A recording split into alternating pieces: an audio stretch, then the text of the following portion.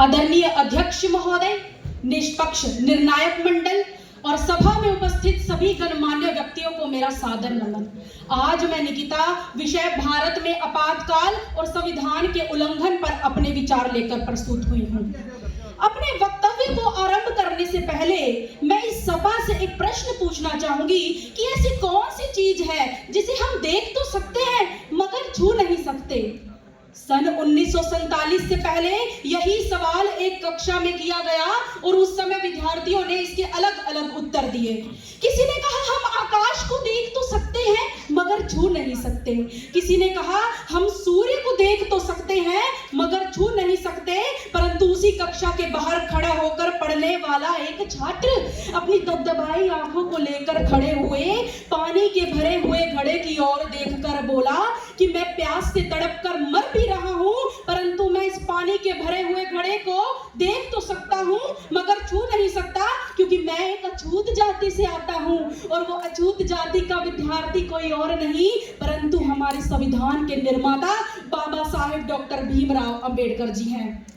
आज 75 वर्ष बाद कक्षा भी वही है, सवाल भी वही है, पानी का घड़ा भी वही है, परंतु कुछ बदला है तो ये कि आज किसी भी जाति का छात्र हो वो सबके साथ बैठकर पढ़ भी सकता है, खेल भी सकता है, पानी भी पी सकता है। इतना ही नहीं, हमारे देश के सर्वोच्च पद पर बैठकर आदिवासी महिला राष्ट्रपति के रूप में हमारे देश को प्रगति की ओर प्रस्ताव भी कर सकता है। ये ताकत दी है हमें हमारे संविधान ने। यूनिवर्सिटी ऑफ शिकागो के प्रोफेसर टॉमस गिनबर्ग ने 1789 के बाद लिखे गए 190 संविधानों का अध्ययन किया और पाया कि इन संविधानों का औसत जीवन मात्र 17 वर्ष है, परंतु भारत का संविधान अपने उत्कृष्ट मानवीय अपदानों का प्रतिनिधित्व करते हुए आज 75 वर्ष बाद भी दृढ़ता के साथ खड़ा हुआ है। संविधान की यात्रा आसान नहीं रही है। जहां एक और इसने 23 अप्रैल 1973 को केशवानंद भारती के रूप में सुरक्षा का प्रयास देखा, वहीं दूसरी ओर 25 जून 1975 को आपातकाल के रूप में प्रहार दिखा। एक ऐसा प्रहार जो गांधी के हिंद स्वराज, भगत सिंह की क्रांति, अंबेडकर के सामाजिक न्याय, नेताजी सुभाष के संप्रभु और सशक्त भारत की आकांक्षाओं को तार तार करता है।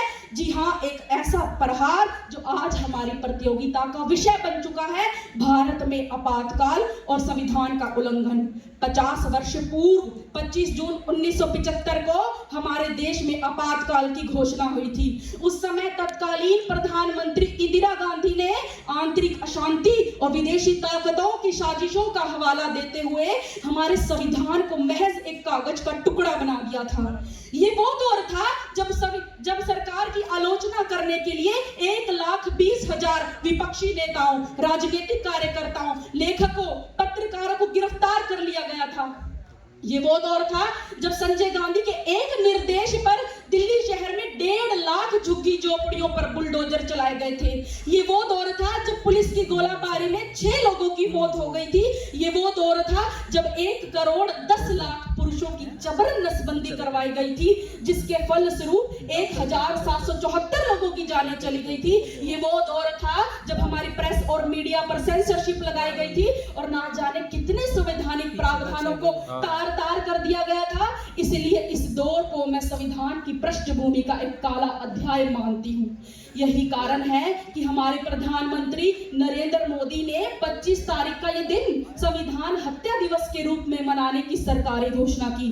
संविधान हत्या दिवस एक निर्मम शब्द है, एक कठोर शब्द है, परंतु सोच समझकर इसका ये नाम रखा गया है, क्योंकि एक ऐसा आपातकाल जिसने देश को जेल खाना बना दिया, जिसने देश की आत्मा संविधान को गूंगा बना दिया, जिसने न्यायालय के कान को बहरा बना दिया, जिसने लिखने वालों की कलम से स्याही निकाल दी।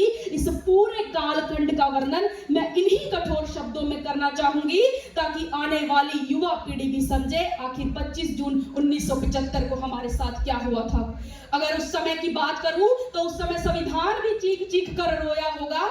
मेरे मन पर अपमानों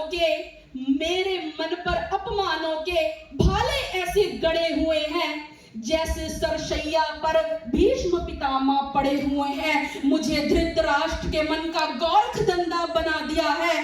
पट्टी बांधे गांधारी माँ जैसा अंधा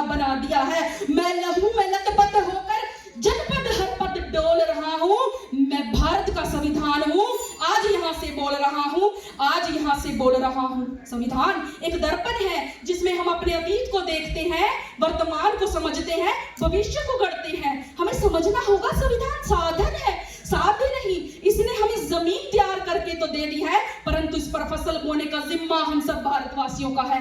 मेरे विचारों में आज धर्म को संविधान समझने की नहीं, संविधान को ही धर्म समझने की जरूरत है। तब जाके ये देश एक सोने की चिड़िया बन पाएगा, तब जाके ये देश एक विश्व गुरु बन पाएगा।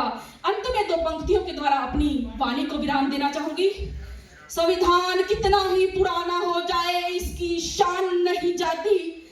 वतन पे मरने वालों की कभी भी जान नहीं जाती।